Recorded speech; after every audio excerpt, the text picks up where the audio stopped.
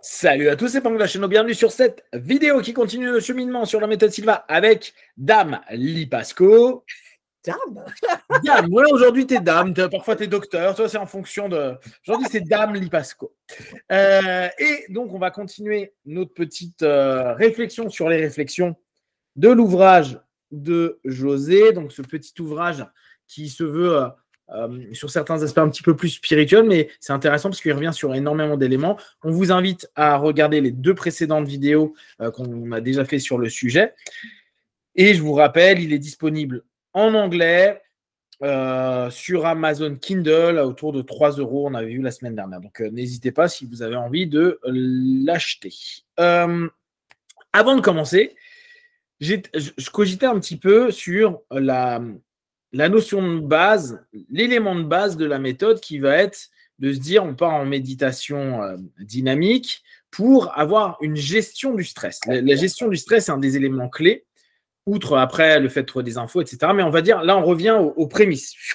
On arrive au tout début et on a cette idée que le stress est quelque chose qui va nous empêcher déjà de se mettre correctement en alpha, qui va nous empêcher d'avoir les idées claires, qui va nous empêcher d'être à l'aise avec son corps, quoi, plein d'éléments. Et je me disais, un élément que je vois beaucoup en thérapie, c'est que le stress peut venir du désir que l'on a d'obtenir quelque chose. Or, on a bien, nous, notre logique de se dire désir, croyance, et la croyance peut être aussi une phase de stress, et attente positive. Et je reprends ces 3 éléments-là parce que, en fait, je me suis dit, mais le stress est peut-être plus compliqué qu'il n'y paraît. Je m'explique. On peut très bien se dire, j'ai un objectif, je sais où je vais, et je le veux ardemment. Et d'ailleurs, c'est quelque chose qu'on demande aussi bien en Silva ou en hypnose ou en thérapie. On dit, il faut vraiment que tu sois motivé, que tu aies envie. Mais cette motivation, cette envie peut devenir, le désir, peut devenir quelque chose de stressant. Parce que ça peut sous-entendre, si je ne l'ai pas, je suis nul, je suis incapable, je suis mauvais, hein, estime de soi, quoi, tout ce que tu veux. Donc, en gros, il y a une espèce d'élément challengeant dans le désir qui peut nous stresser. Et je me suis dit, est-ce que, et là c'est vraiment une question, est-ce que des personnes qui parfois n'ont pas de retour sur les programmations ou sur une avancée par rapport à des objectifs qu'ils ont, est-ce qu'à ce moment-là, il n'y a pas un stress, outre du résultat attendu, mais déjà du désir initial? Et est-ce que ça, tu l'as déjà entendu? Est-ce que tu l'as déjà traité? Est-ce que tu l'as déjà vu? Et qu'est-ce que tu en penses? Tu vois, moi, je pense que le stress est plus insidieux qu'il n'y paraît. Parce que on s'est tellement habitué à se dire, oui, on va se mettre en alpha et on diminue le stress du corps, on s'apaise, etc. Mais je me suis dit, combien de personnes j'ai entendu me dire, je veux absolument arrêter de fumer, je veux absolument perdre 5 kilos, je veux absolument être heureux, rencontrer la personne qu'il faut. Et tu sais, tu sens que ça les oppresse et c'est un désir qui est hyper puissant. Et là, on ne peut pas dire que le désir est pas puissant, mais c'est oppressant. Donc déjà, rien que sur cette première facette, le désir, le stress du désir, comment tu le gères? Parce que si tu dois bosser à apaiser le stress et que dès que tu penses à ton objectif, en fait, c'est stressant par la motivation même de ton stress, de l'objectif que tu veux atteindre. Tu vois un peu le micmac que je me suis fait dans ma tête? Absolument, absolument. Mais évidemment, j'en ai beaucoup réfléchi. Alors, d'abord, avant qu'on continue, on va quand même distinguer entre le bon et le mauvais stress. Et ça, on comprend très bien dans les arts martiaux. C'est le bon stress, on fait de l'adrénaline qui vous donne l'énergie, qui vous donne un sens de concentration. Et donc, ça, c'est le bon stress. D'accord. Et ça, le désir peut effectivement nous donner ce bon stress. Mais comme tu dis, on peut désirer trop. Ouais. Et en fait, je me suis trouvée presque en train de contredire Laura une fois, parce que Laura disait toujours, quand tu as son désir, tu es prêt, et je le veux, je le veux, je le veux. Et j'ai dit non, non, non, c'est trop, parce que ça veut dire. Et puis, en fait, elle a ajusté et dit ça ou quelque chose de mieux. Et là, on enlève l'oppression. Parce que ici, c'est je veux ça et rien d'autre, il faut absolument que j'ai ça. Je trouve que ça devient trop stressant et ça nous bloque aussi de toutes les possibilités que ça peut arriver. Et si c'est ça ou rien d'autre, non, justement, je suis totalement d'accord avec toi. Ça, c'est un mauvais stress. Et en fait, j'en parle un tout petit peu dans le Graduate, quand on va un peu plus loin dans les lois de programmation, on revoit désir, croyance, attente positive. Et là, justement, j'ai souvent parlé du fait qu'on peut avoir trop de désir dans le mauvais sens. Parce que quand on dit « je le désire », et ça, j'ai appris de Neil Donald Walsh, qui a écrit « Conversation avec Dieu ». Pendant que tu dis « je désire, je le veux, je le veux, je le veux », qu'est-ce que tu es en train de dire à ton subconscient? Je ne l'ai pas. Bien sûr. Je ne peux. Et ça aussi, c'est stressant. Et c'est pour ça que moi, je trouve que c'est très bien de dire au départ, voilà ce que je veux, je l'ai dit, on constate, mais dissocier. Et puis, on entre dedans et c'est comme si on l'a déjà. Et ça enlève toute l'idée de stress parce que je ne l'ai pas encore obtenu. On se régale simplement parce qu'on est dans la situation, on est associé avec. Et là, il n'y a plus de stress. Il y a juste, oh, c'est bien comme ça, j'aime bien. Mais je suis absolument d'accord, on peut trop désirer quelque chose et en fait, ça peut bloquer notre ouverture justement à trouver des chemins, à observer d'autres possibilités, etc. Tu sais, on a souvent des partenaires en session ou même des personnes qu'on connaît qui veulent tellement bien faire. Tu sais, en Ennéagramme, on dit c'est les quêtes de perfection. Des personnes qui veulent que les choses soient parfaites, nickel. Et tu sens que c'est des gens qui ont une énergie incroyable, qui veulent vraiment que ça se fasse bien, mais qu'à la moindre frustration, leur désir, quoi, c'est même pas la moindre frustration. Si un élément ne va pas dans le sens qui a été préétabli par son esprit, il y a tout qui va recréer du stress. En fait, l'interrogation que je me posais, c'était me dire, on parle de stress, mais si on reprend dans chaque technique le fait de se stresser. Je me stresse parce que les cas, tu vois, par exemple, je me stresse parce que je ne suis pas capable de voir des choses ou que j'ai l'impression que je suis nul. En fait, tu t'aperçois que notre élément initial est d'arriver à un niveau cérébral à des fréquences plus basses pour apaiser notre corps, mais que très rapidement, on peut repartir sur des phases de stress intense. Et c'est peut-être une des complexités du stress, c'est que la gestion, tu vois, le stress management, j'aime bien cette notion de manager le stress, c'est quelque chose qui est à prendre en compte, c'est-à-dire avoir la compétence d'avoir une espèce de molette et une compétence, une capacité qui se développe à avoir une observation et une modération de l'intensité du stress que l'on va avoir, sachant qu'il peut revenir si on est en excès de quelque chose ou si on a en attente excessive. En gros, tu sais, tous les rapports en excessif qui nous emmèneraient vers des phases de stress parce que qui nous ramènent à une propre incompétence, à des peurs, à plein d'éléments, à se dire ça ne servait à rien, j'ai fait toutes les techniques mais ça ne marche pas et ça nous ramène dans un self-talk qui est négatif. On voit à quel point le stress pourrait être problématique.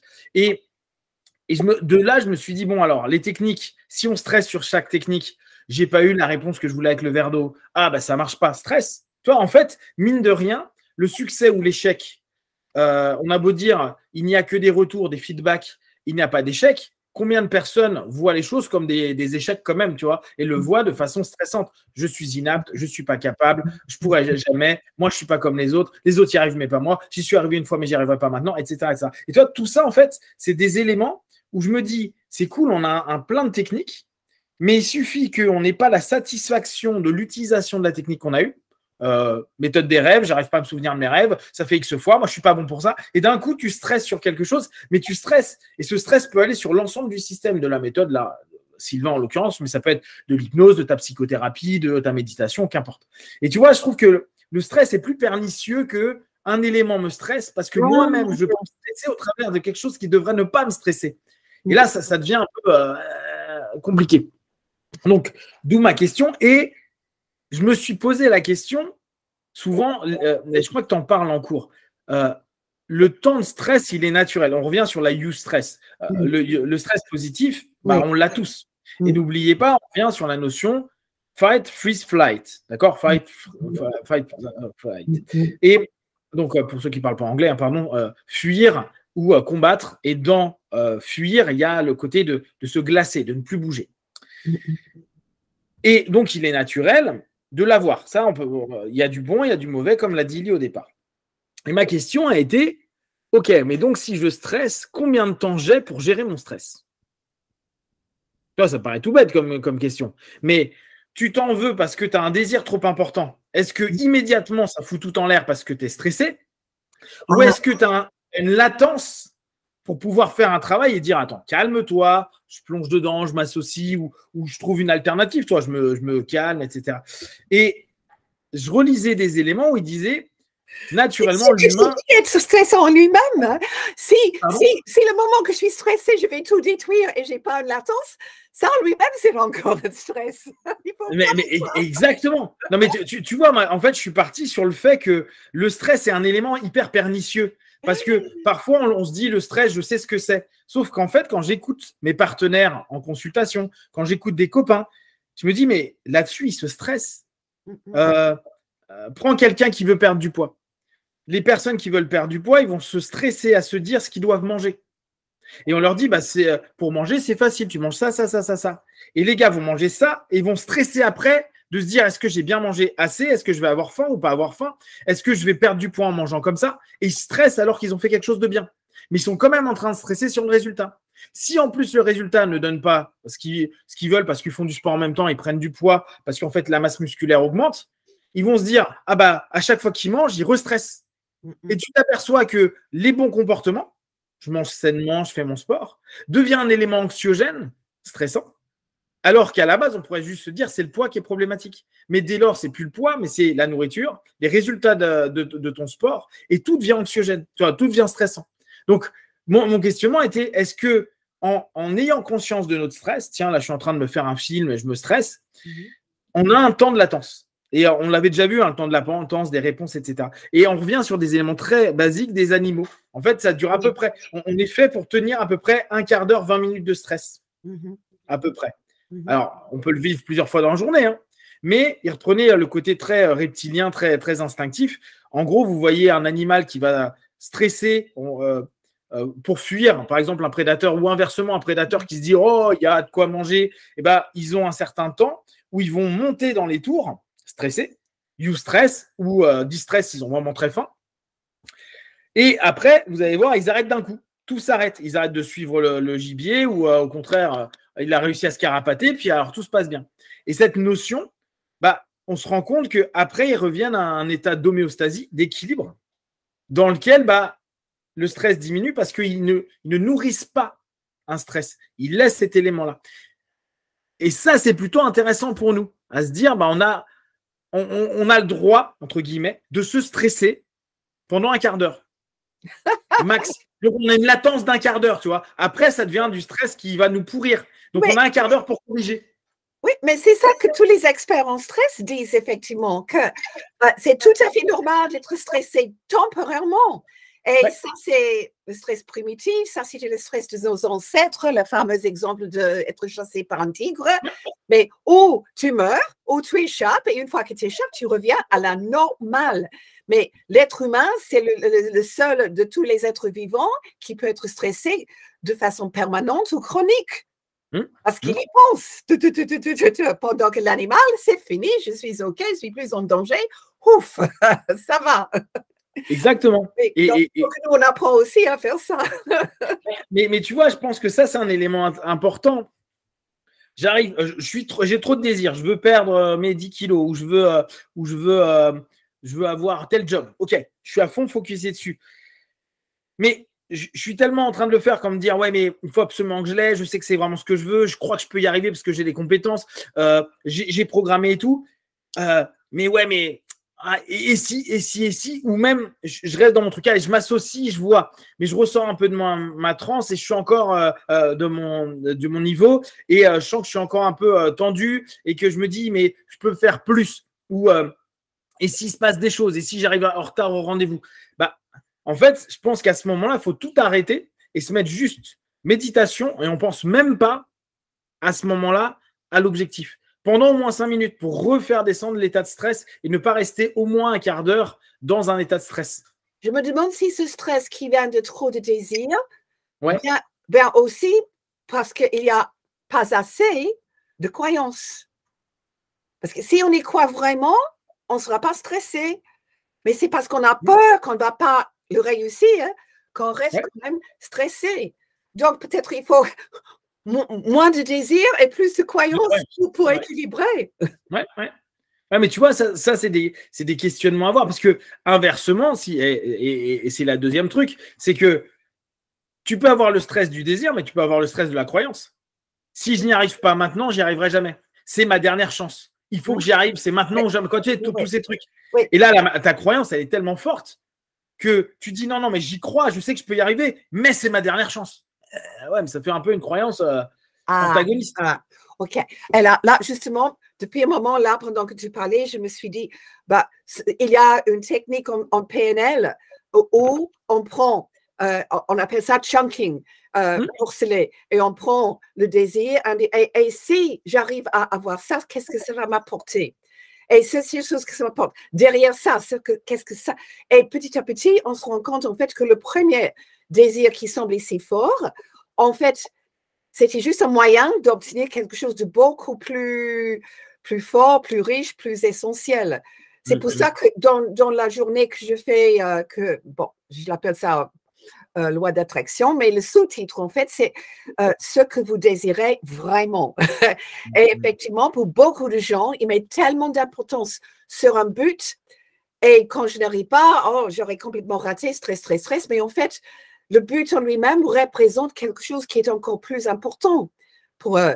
Et peut-être c'est ça aussi qu'il faut analyser un peu le désir, mais qu'est-ce que je veux vraiment derrière ça? Est-ce que je veux paix? Est-ce que je veux sentir défi? Est-ce que je veux sentir sécurité? Quel est mon vrai désir? Et en fait, ce but sur lequel je mets tellement d'importance, maintenant ou jamais, en fait, c'est juste un moyen sur lequel je suis coincée de façon trop rigide, de quoi c'est la seule façon où je peux obtenir sécurité, par exemple. Il y a des gens qui mais il faut absolument 10 000 $, etc. Mais pourquoi? Sécurité. Donc, voilà, peut-être je peux trouver sécurité d'un autre moyen.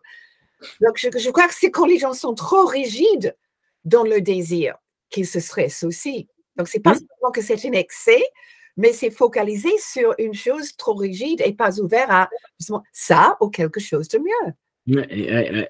Mais tu vois, et c'est là où tu reviens sur les questionnements qu'on a à se poser pour bien savoir quel désir on a réellement, à quoi ça doit répondre. Et comme tu viens de le faire remarquer, là, cette notion-là que tu as proposé de PNL, on le retrouve dans le recadrage de la PNL, en basique, que toi, d'ailleurs, dans ton cours, je crois que tu fais une espèce de travail de recadrage avec un travail des parties de Bendler, non?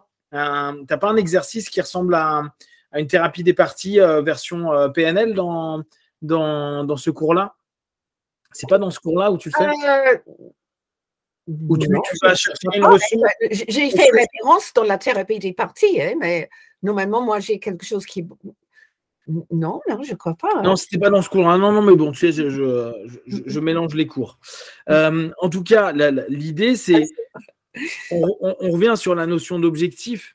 Quel est l'objectif que je veux avoir et est-ce que le désir que je veux avoir répond réellement à mon objectif? Mais là, tu vois, en fait, quand j'ai commencé à me plonger dans l'idée de me dire où est-ce que se trouve réellement le stress à n'importe quel moment, je me suis rendu compte que tu peux te stresser à te dire « Ah, je n'ai pas le bon objectif.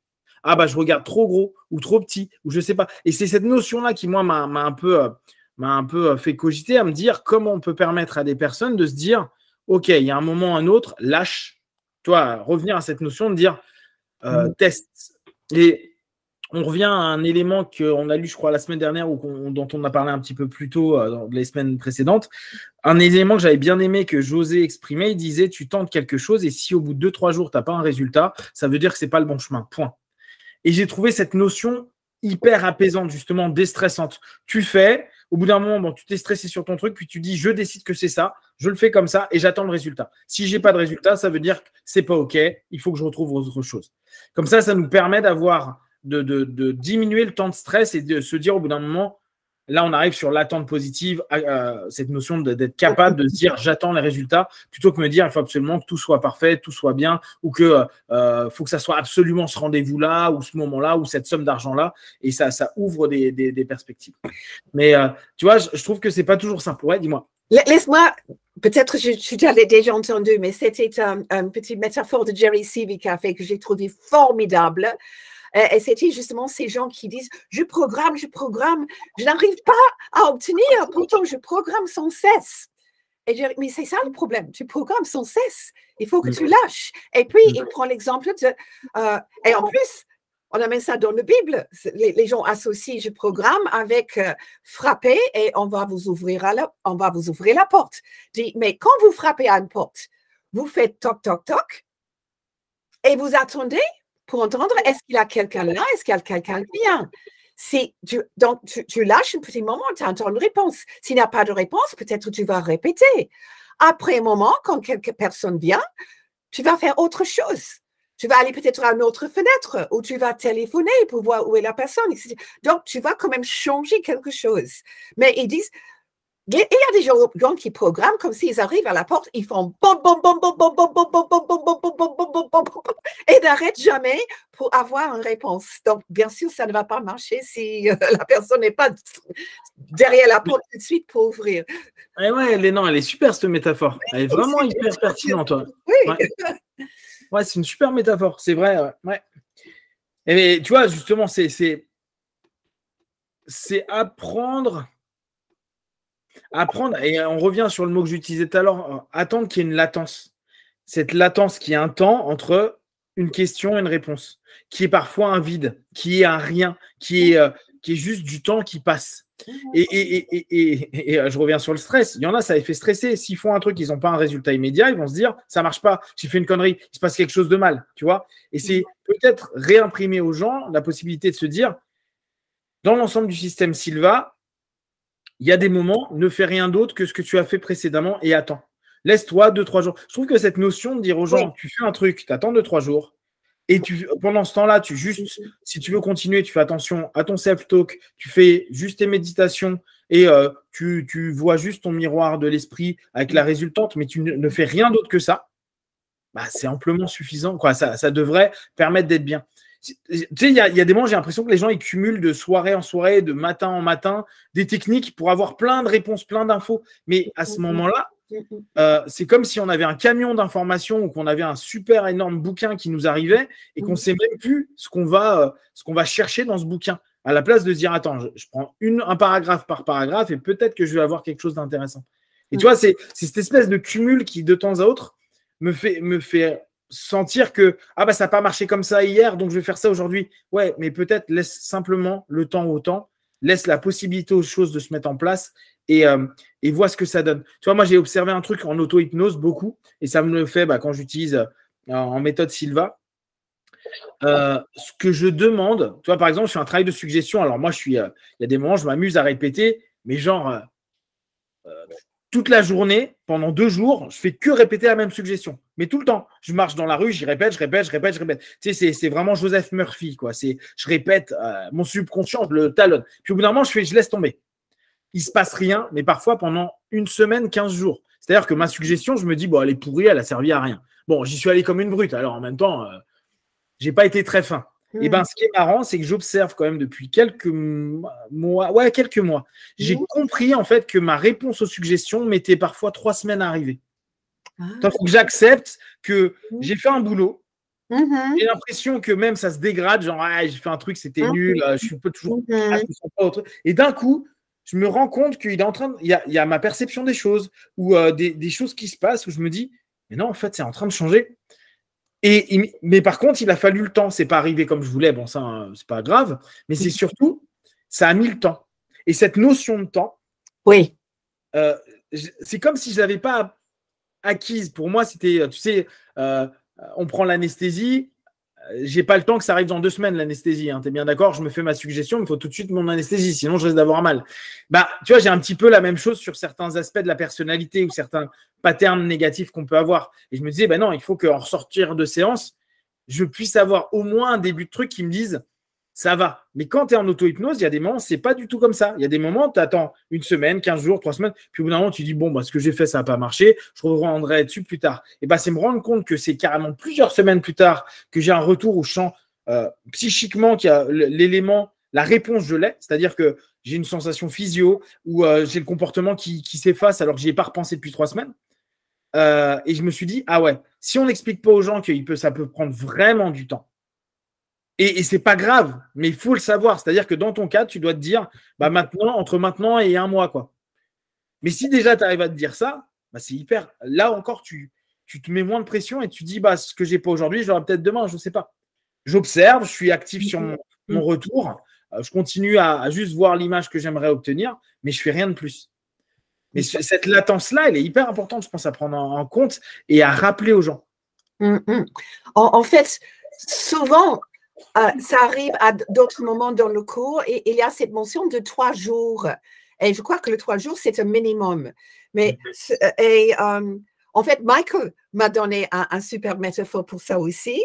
Il dit, oui, mais bien sûr, on peut programmer trop. Il y a un moment où il faut arrêter. Il dit, donc, disons que quand tu programmes, tu sèmes une graine. Alors, au départ, tu fais le trou, tu mets la graine dedans, tu assures qu'il y a de l'air, la bonne température, tu nourris, tu mets de l'eau, tu mets de la nutrition.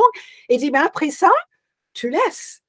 Il faut que la nature a du temps pour le produire. Et si tu reviens et gratter chaque jour, est-ce que ça pousse les racines? En fait, tu vas interférer avec la croissance naturelle. Là aussi, moi, j'apprends beaucoup par les métaphores comme ça. Ouais. Mais celle-ci, tu me l'as. C'est une évidence. Ça, on en a déjà parlé, cette notion d'attente entre et de quoi faire. Tu m'as déjà donné cette métaphore et je trouve qu'elle est pertinente. C'est juste que alors après, peut-être que je me trompe et ça serait bien qu'on ait le retour des auditeurs, mais j'ai l'impression que. Alors, maintenant qu'on sait, j'adore ce concept-là, que ce que l'on vit pendant les cours, le séminaire, c'est quelque chose d'hyper intense et le process fait que c'est pas ce qu'on vivra tout seul. On garde toujours cette notion-là à la base. Je m'interroge, vu que justement c'est hyper intense et qu'il se passe des choses parfois très rapides, c'est un petit peu comme quand tu fais des séances d'hypnose et qu'il y a des moments, en une session, le symptôme de la personne a sauté. Et après, tu dis, ah bah tout va sauter en une séance. Alors que tu sais qu'il y a des choses, bah, ça va mettre plus de temps, il faut le temps de maturer, il faut revenir à des séances, il faut se reposer d'autres questions. Le problème, c'est que souvent, on reste sur cette idée. Ouais, mais ça a marché sur, je sais pas, j'ai arrêté de fumer en une fois, ou j'ai arrêté tel fonctionnement en une séance ou en une écoute ou en une méditation. Et le reste, on a peut-être un niveau de tolérance qui est plus bas parce qu'on se dit non, mais la dernière fois, ça a marché en une fois. Là, ça fait 10 fois que je le fais et ça ne marche pas. Oui, mais c'est peut-être pas la même type de problématique. Et si tu n'acceptes pas l'idée que ce qui parfois peut partir en 4 secondes, on va dire, on reprend en hypnovision quand tu fais un travail sur les phobies, par exemple, qui peut partir en quelques instants. Et te dire après, ouais, bah, tout peut partir comme ma phobie en 4 secondes. Maintenant, c'est pas vrai. Mais si ça, tu n'admets pas que c'est pas parce que certaines facettes de toi ou certains changements peuvent arriver comme ça, d'autres peuvent mettre du temps. Et parfois, on a du mal à admettre qu'il y a une variable. Il y a des moments, c'est dans l'instant, et il y a des moments, ça peut mettre un mois. Je dis n'importe quoi en un mois, mais ça peut mettre des jours et des jours. Et tu vois, ça, je pense que c'est un élément, peut-être, qu'on ne met pas assez en avant, surtout quand toi, tu viens tu dis, ah, Bali, elle m'a expliqué comment me réveiller ce matin. Et le deuxième jour, je me réveille sans mon réveil. Le troisième, idem. Le quatrième, idem. Pourtant, on a passé 15 jours à en parler, quoi, même 1 heure à en parler. Donc, tout le reste devrait fonctionner pareil. Tu vois, il y a parfois, ça marche tellement bien qu'on fait une généralisation qui devient problématique et donc stressante. Parce qu'on se dit, bah, ça ne marche pas parce que ce n'est pas aussi rapide. Tu vois le lien qui peut être problématique? Oui, tout à fait. Donc là, tu vois, je pense qu'on a… Oui, mais la plupart des programmations aussi sont long terme. On n'attend pas de switcher d'une chose à une autre. Et c'est surtout dans cette programmation long terme qu'on doit avoir des moments de lâcher prise. Et en fait, et là aussi, c'est quelque chose que je n'avais pas vraiment compris ou remarqué en Silva avant que j'avais fait Supermind avec Bert Goldman. Et là, dans les 7 principes, il y a un principe dont on parle pas assez dans le monde occidental. Ça, c'est le principe de gendre. C'est-à-dire, il y a c'est lié au rythme, mais c'est le principe où il y a une énergie qui va vers l'extérieur et puis il y a aussi une énergie qui va vers l'intérieur. On appelle ça masculin, féminin ou yin-yang, etc., etc. Et effectivement, l'Occident est beaucoup plus basé sur cette énergie qui va comme ça. Et on s'épuise. Et on ne se donne pas le temps de dire, ah, mais qu'est-ce que. Et même les toutes petites choses en Sylvain, comme la technique pour passer un test, on ferme les yeux, on pense à son prof et on pose la question à son prof. Mais on n'attend pas la réponse tout de suite. On déconnecte. On pense à autre chose, on fait le vide et puis on revient au prof. Mais maintenant, on ne demande plus. On est en réceptivité. Et c'est uniquement, c'est lâcher prise. Je ne pose plus la question. Maintenant, je suis prête à recevoir où la réponse peut venir. Et c'est la même chose pour les gens qui programment comme ça. Ils ne se donnent pas le temps pour recevoir un feedback, une indication, un signe quelconque. Donc, moi, je trouve que c'est très important que les gens comprennent. On ne peut pas toujours programmer, pousser, comme c'est la personne qui frappe son cesse à la porte.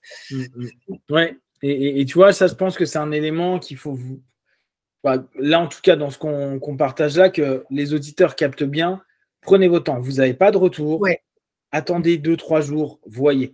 Et ouais, c'est pas aussi. Il y a des choses, vous allez avoir un retour le lendemain, bah super. Il y en a, vous allez l'avoir une demi-heure après, bah c'est super. Mais la vitesse n'est pas garante de quelque chose de mieux ou de moins bien. Hein. C'est juste ce qu'il nous faut quand il le faut. En tout cas, quand nous, on est prêt aussi à recevoir. Il y a des moments où on n'est juste pas prêt.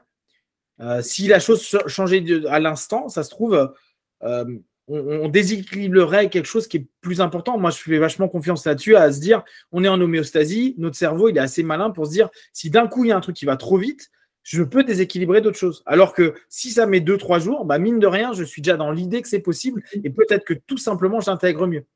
Ça, c'est des présuppositions, quoi. C'est des suppositions tout court. Mais prendre le temps et reprendre le temps est quelque chose peut-être d'hyper essentiel et d'important. On va s'arrêter là sur la première partie.